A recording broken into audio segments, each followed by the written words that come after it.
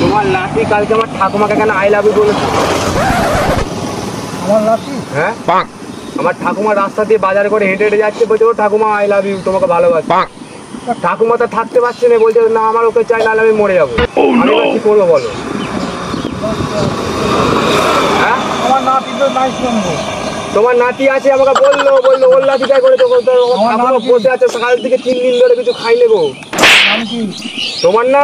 তোমার নাম বললে তো ওই তো ওখানে সেই দেখবে ছাতা নিয়ে বসে আছে। নাম বললে? আমি সেটা জানিনি, বললো ছাতা নিয়ে দেখবে একটা লাঠি আছে, ট্যানেশ্বর আমার কাছে বসে আছে।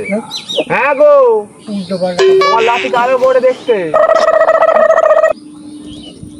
আমার ঠাকুমাকে আই লাভ ইউ বলেছে, সে ঠাকুমা এখন আছে 20 পিস খেতে যাচ্ছে। এখন এই যখন চলছে হ্যাঁ গো, তোমার একটা বড় লাঠি আছে তোমার। হ্যাঁ গো, তুমি জানো নি, তাহলে তোমার বউকে যে জিজ্ঞাসা করবে একবার।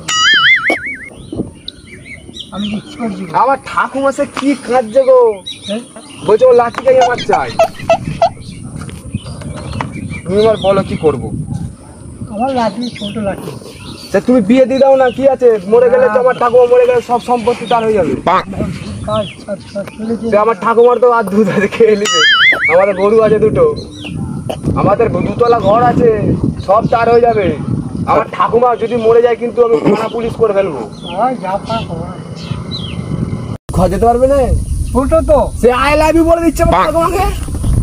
এই 4 বছর বুড়ি তোকে বিয়ে করবো। ঠাকুমা 3 দিন খাইনি।